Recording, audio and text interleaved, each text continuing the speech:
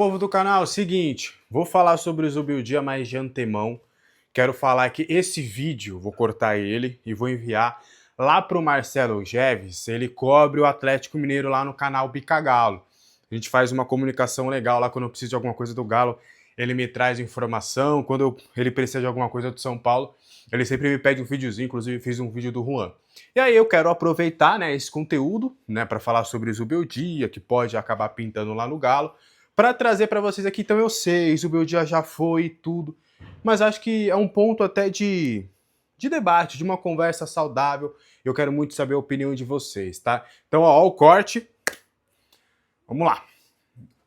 Falar sobre Zubeldia, né?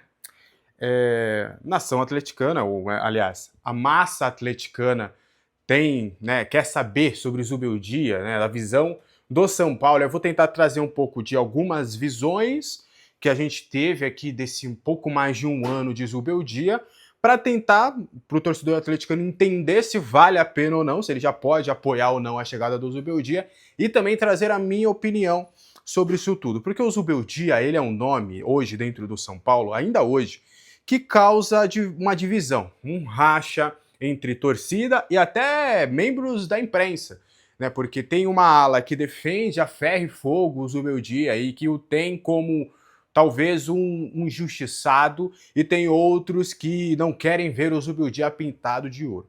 Bora trazer primeiro o lado positivo dessa ala que acredita que o Zubeldia fez um bom trabalho, e trarei também os meus pontos positivos do Zubeldia, porque depois a gente dá aquela descascada.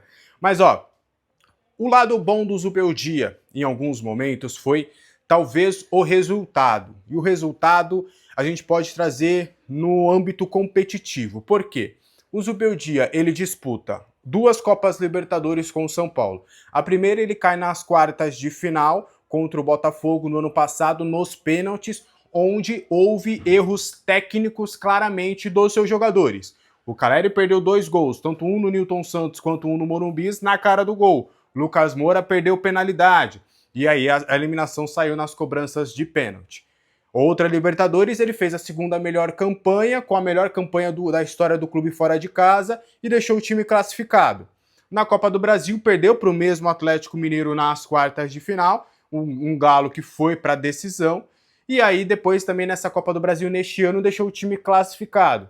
No Campeonato Brasileiro do ano passado, em termos de resultado, também foi muito bem, deixou o time na 6ª colocação para a vaga direta para voltar para a Copa Libertadores da América esse ano. E aí sim, talvez o grande lado ruim dessa campanha do Zubeldia foi o brasileiro deplorável, detestável que ele fez esse ano. A ponto do Hernan Crespo estar empilhando bons resultados, o time não consegue sair da 7ª colocação.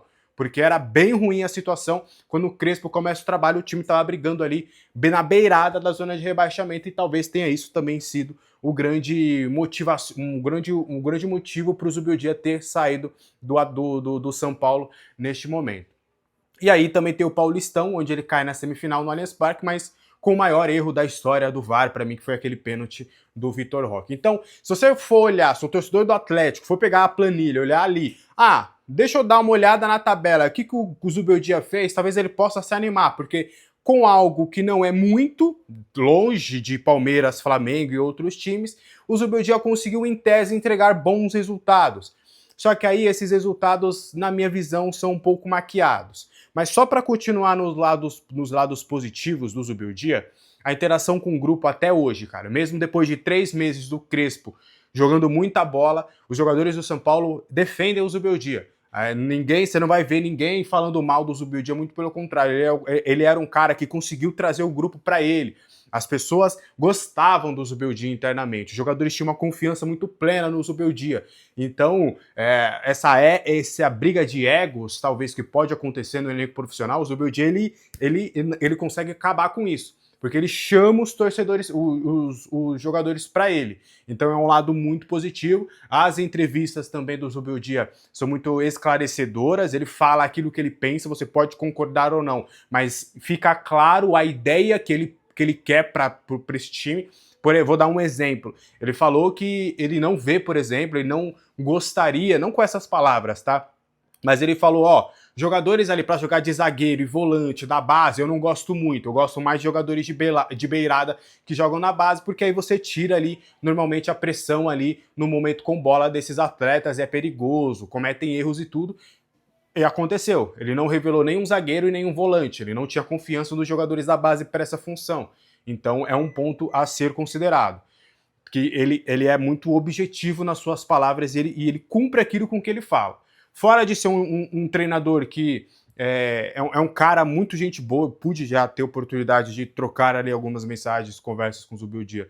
Ele é um cara muito gente boa, muito gente fina, que sente o clube, que vibra com o clube, que adota ali a postura do clube, que é um funcionário exemplar. É um funcionário exemplar que tenta, que batalha, chega cedo, vai tarde, que vive realmente o seu trabalho. E isso tem os seus lados positivos e lados negativos também, claro, porque aí também nos momentos ruins, visivelmente você viu o Zubeldia abatido e tudo mais.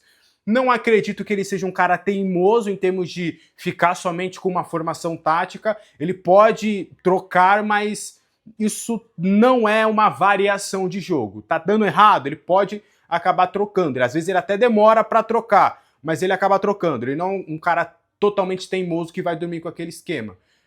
Mas aí vem os lados negativos. O Zubeldia tem uma deficiência muito grande de articular os seus times de maneira ofensiva. É um empobrecimento de ideias de jogo, de maneiras de fazer com que o time consiga vencer os jogos. É bem empobrecido. Fica muito refém das individualidades, fica muito refém da bola longa, joga a bola no centroavante, que ele dá a casquinha e aí o time começa a ajeitar. É um time que não tem muita triangulação. Era difícil você ver hoje o que acontece com o Crespo, que é o Rafael pega a bola no tiro de meta, o time constrói e vai para finalização. Com o Zubeldia era muito raro isso acontecer, porque a variação ofensiva do Zubeldia era quase nula. Então ele tem muitas dificuldades de encontrar soluções, de encontrar, até durante os jogos, e é um ponto também importante, ele demora para substituir e às vezes as substituições falta uma leitura de jogo melhor do que está acontecendo, mesmo com algumas peças importantes dentro do elenco. Em alguns momentos defensivamente ele deixou o time seguro, mas também acabou não se sustentando. É um Zubeldia que tem algumas limitações em termos de características ofensivas. Acho que defensivamente ele até pode ajustar alguns fatores. Ele tenta, na medida do possível, com o que tem, cumprir os objetivos do clube. Revelou alguns atletas, mas é muito também por necessidade. Não foi que ele conseguiu maturar e evoluir um jogador das categorias de base. É o que tem, vamos colocar para jogo. Mas também tem o mérito dele ter revelado, né? O Lucas Ferreira, o Rian, o Matheus Alves, foram jogadores que tiveram a primeira oportunidade com o Zubeldia, não dá para negar isso. Mas é um treinador que também não conseguiu, a gente não consegue olhar para o trabalho do Zubeldia e falar: esse jogador evoluiu nas mãos do Zubeldia. Por culpa dele, esse jogador está jogando bem. E com 3 meses de trabalho, a gente viu o Luciano com o Crespo jogando muita bola, o Bobadilla sendo, entre aspas, ressuscitado pelo Crespo jogando muita bola, o Ferrarese, que jogava de lateral com o Zubeldia, se tornando um baita de um terceiro zagueiro com o Crespo, o Marcos Antônio, que jogava bem com o Zubeldia, mas teve um up, teve uma melhora significativa com o Crespo. Então, vocês entendem como o Zubeldia tem as suas limitações e que houve realmente uma evolução significativa com o Crespo. E olha que a gente está indo para o 3º mês de trabalho do Crespo e o Zubeldia teve mais de 1 ano para poder fazer tudo isso. Então, acho que o Zubeldia é um técnico que tem as suas limitações, trazendo toda essa base. Eu, no lugar do torcedor atleticano, se o torcedor do Atlético ele fala para mim: Alex, você contrataria o Zubeldia para o Galo? A resposta seria não. Eu acho que tem outros treinadores hoje no mercado, até o próprio Pedro Caixinha acho que tem ideias melhores de jogo. A gente pode discutir execução, mas ideias melhores de jogo do que o Zubeldia. E aí tem o próprio Sampaoli, que o pessoal estava falando bastante. Acho que dá para você buscar outros nomes do que o Zubeldia. Essa passagem dele no São Paulo, no fim das contas, acabou não sendo positiva. Por mais que ele trabalhasse, por mais que ele tentasse, ele não conseguia fazer esse time jogar. E a prova, a resposta, tá no Crespo. Porque, tirando o jogo contra o Flamengo, no segundo jogo contra o Bragantino a gente já viu uma evolução. No terceiro jogo contra o Corinthians, o São Paulo amassou o Corinthians, aí depois amassou o Juventude e foi amassando adversários e com os desfalques. O Zubeldia, muita gente se apegava ao Zubeldia com os desfalques. O Crespo tá aí, sem Lucas Moura, sem Oscar, sem Arboleda, sem Luiz Gustavo, sem Caleri, sem Rian, sem 12 jogadores, mas consegue fazer esse time minimamente jogar. Faz esse time contra o rival do Atlético Mineiro fora de casa, faz esse time ser melhor do que o rival mesmo, acabando não ganhando o jogo. Então, olha, torcedor do Galo, pode dar certo? Pode, a gente sabe como é o futebol. Às vezes o cara não dá certo ali, mas pra lá as coisas podem acontecer. Mas eu não ficaria muito empolgado, acho que o Zubeldia é mais do mesmo em relação ao Cuca. Aí pode ser que por um ânimo, por alguma coisa de trocar técnico agora, no curto prazo, possa dar resultado, mas a longo prazo eu não vejo muito o Zubeldia dando certo como o Atlético Mineiro, não. Mas, enfim, boa sorte para o torcedor do Atlético e para o próprio Zubeldia, se concretizar essa contratação do Atlético Mineiro, mas acho que até os defensores do Zubeldia hoje estão felizes com a saída dele do São Paulo e empolgados com o Crespo, que o futuro, que talvez estava nebuloso com o Zubeldia, acho que agora com o Crespo as coisas podem acontecer de uma maneira melhor. Beleza?